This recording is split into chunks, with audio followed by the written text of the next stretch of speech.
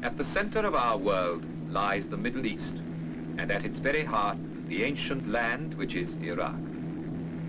Two great rivers span its length, the Tigris and Euphrates. In the plain, made rich and fertile by their waters, the earliest civilizations known to man were born. Out of this ancient heritage, the citizens of one of the world's youngest nations are building a new life and a modern state.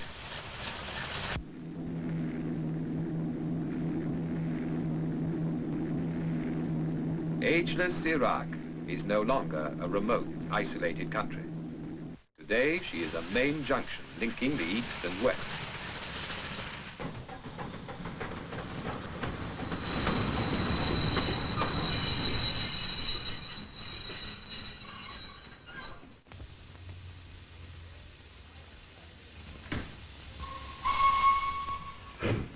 Her capital is Baghdad, a name that conjures up all the romance of Harun al-Rashid and the Arabian Nights of 1,000 years ago, when this was the fabulous capital of the Islamic world.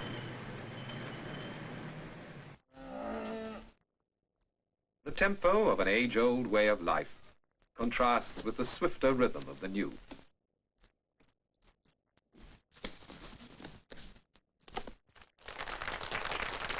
The 20th century has come to Baghdad, with steel and concrete, with shining cars and wide streets.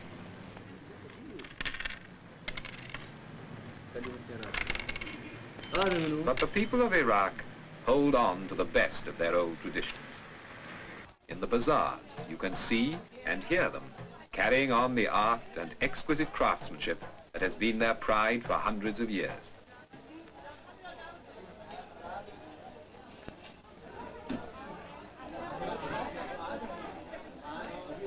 "2,000 years before Christ, the world's first code of justice was laid down in the halls of Babylon. Today, in Baghdad, a modern police force upholds the laws of a sovereign state.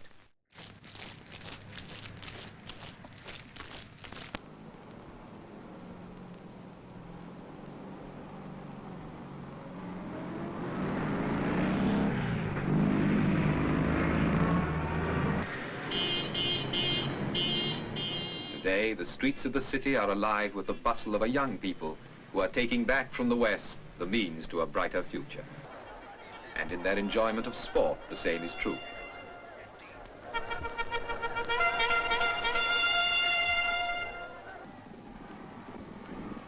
From 3 Arab stallions brought to England over 200 years ago, every thoroughbred has been sired.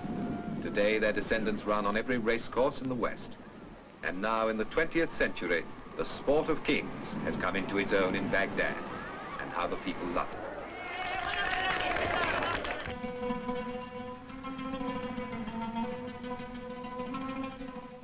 For the people of Iraq, the waters of the two great rivers, Tigris and Euphrates, are indeed the waters of life. All through history, this land has drawn its food, its whole existence, from these two waterways. Between the twin rivers, so legend says, was the world's first garden, the Garden of Eden. And here there is still the miracle of the water.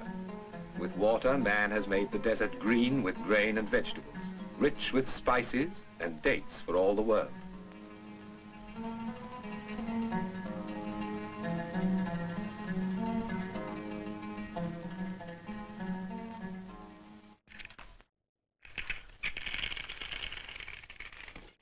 Without the water of the two great rivers, and without the skill that makes them serve the land, much of Iraq would be a desert.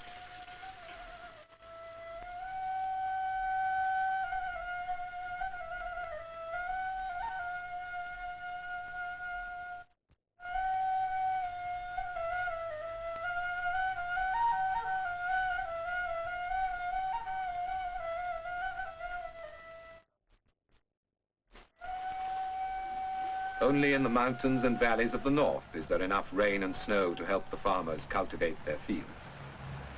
Here, the life of the Kurdish tribes, farmers and hunters all, still follows an age-old pattern set by the sun and the changing seasons.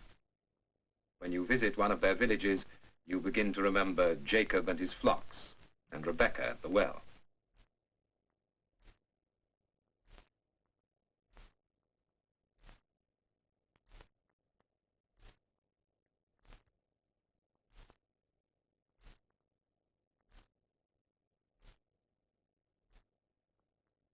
The men are already in the fields, tending the vines, watering the crops, as they have done from the time of Abraham, pausing only to offer a prayer to God for his goodness. Allahu Akbar, Allahu Akbar. Ashhadu an la ilaha illallah. Ashhadu an la ilaha illallah. أشهد أن محمدا رسول الله أشهد أن محمدا رسول الله حي على الصلاة حي على الصلاة.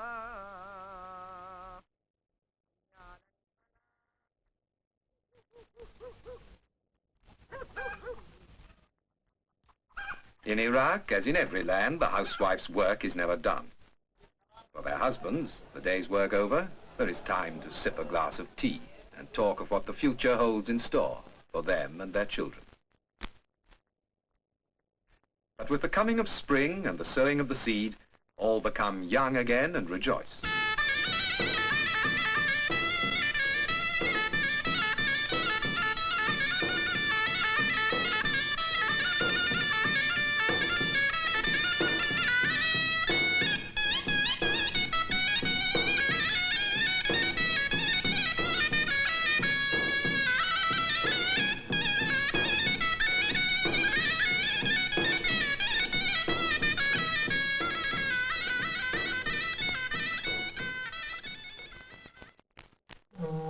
From the cool mountains of the north, where the waters rise, down across the central plains to the burning heat of the Persian Gulf, where the twin rivers join in the Shatt al-Arab. Here lies the great port of Basra, at the crossroads of the world's trade. For generations, seafaring men have made this their port of call, and the fables of Sinbad the Sailor were based on the stories they told. Today, the modern port of Basra is Iraq's waterway to the world. Ships laden with the goods of the new age sail out from the Persian Gulf to the Indian Ocean and the Far Orient. And the skies over Basra are thronged with the traffic of the air.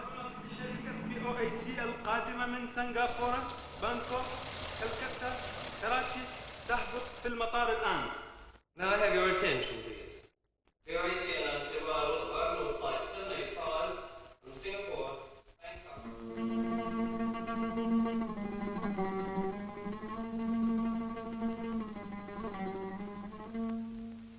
And yet, within a few minutes flying time of Basra is a strangely different world. You're back in another age. Here, amid lakes and marshes, water has created a way of life all its own.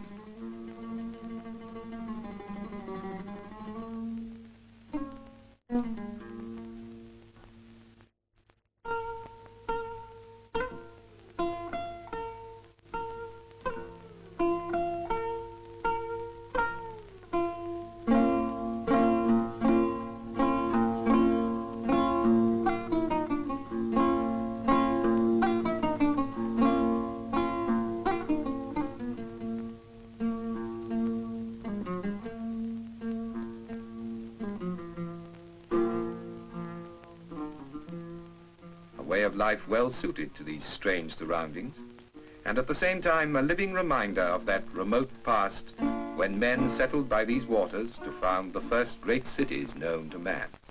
Erech, Eridu, Ur of the Chaldees, these were the first cities of the world.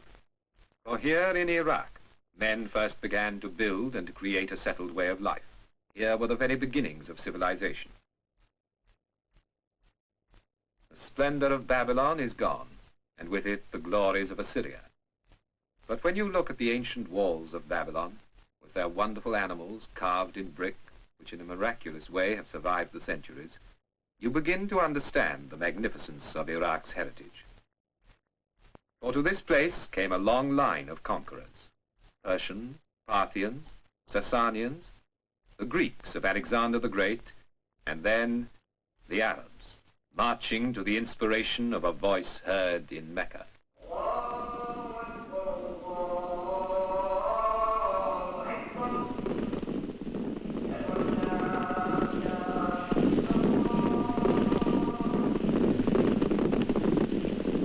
Here, beside the waters, in a land made fertile with irrigation, the life of Islam flourished for more than 600 years.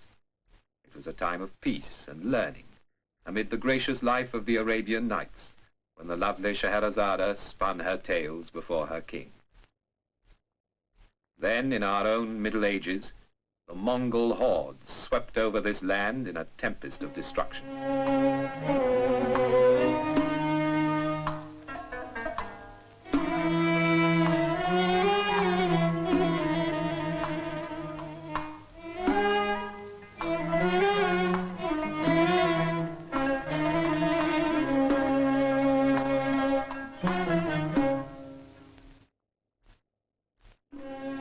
The people of Iraq became, like Cain, wanderers upon the face of the earth, and the desert reclaimed the land that men had made fruitful.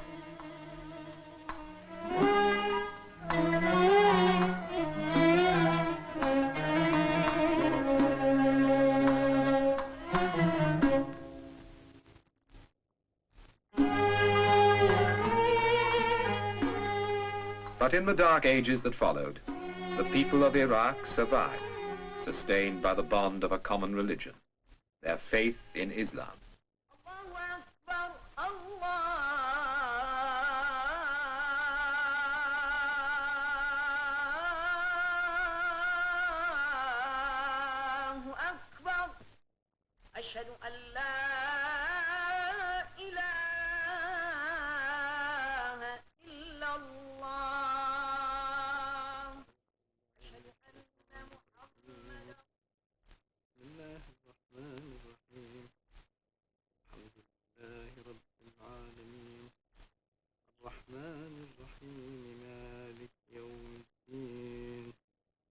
Almost 700 years later, Iraq regained her independence.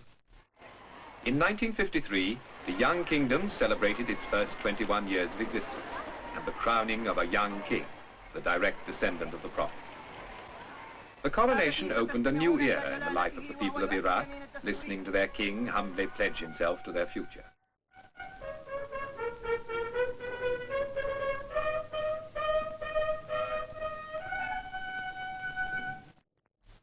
أقسم بالله أنني أحافظ على أحكام القانون الأساسي واستقلال البلاد والإخلاص للأمة والوطن.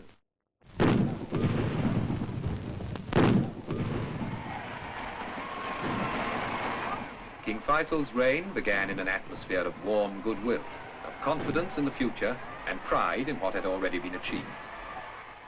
In the first 21 years of Iraq's independence, modern industries have taken root. Most important of all, great irrigation schemes have been put in hand to control the waters and lead them once again over the arid plains.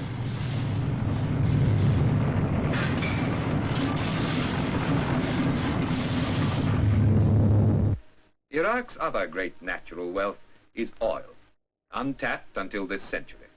But now her oil fields are being continuously developed, and the revenue from this new wealth is being used to create more wealth for the betterment of the country.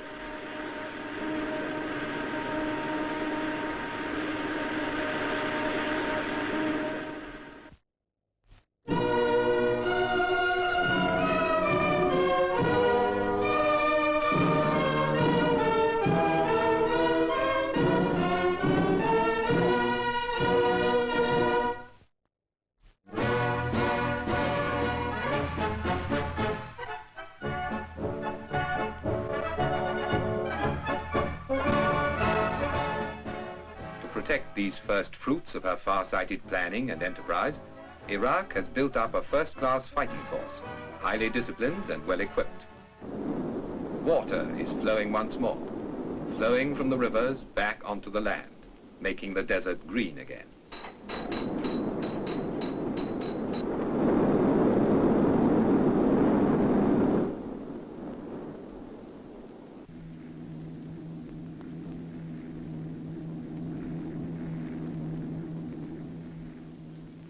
Agriculture is thriving.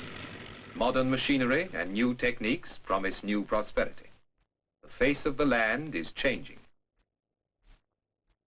For Nebuchadnezzar, the eternal fires of Baba Goga, the burning fiery furnace of the Old Testament story, were evidence unread of the dark seas sleeping beneath his kingdom. Today, her revenues from oil are helping Iraq to lay the foundation for a new standard of well-being for all her people.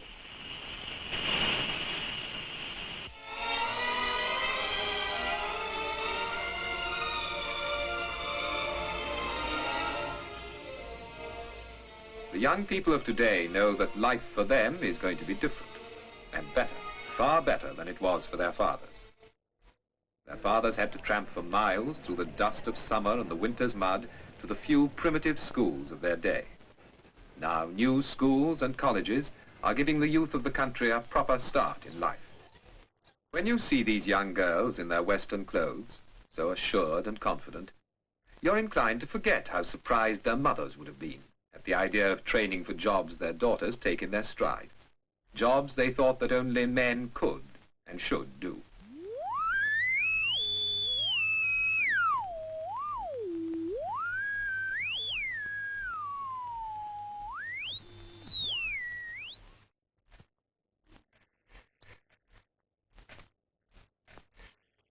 Now girls, as well as the boys, can take up almost any profession they choose and know they've a good chance to succeed.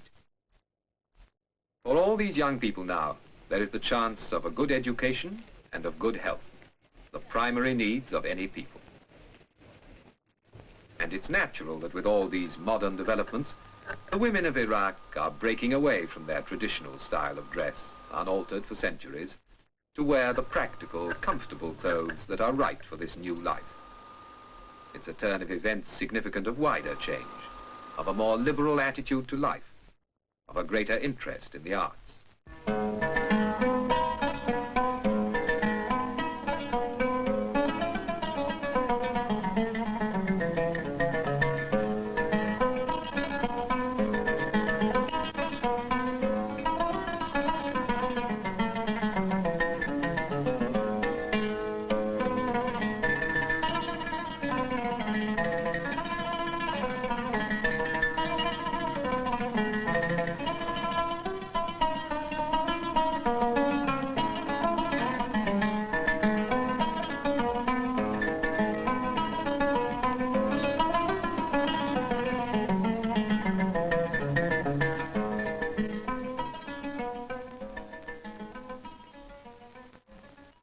Ageless Iraq, a new country, but one that hasn't forgotten the glories of its history.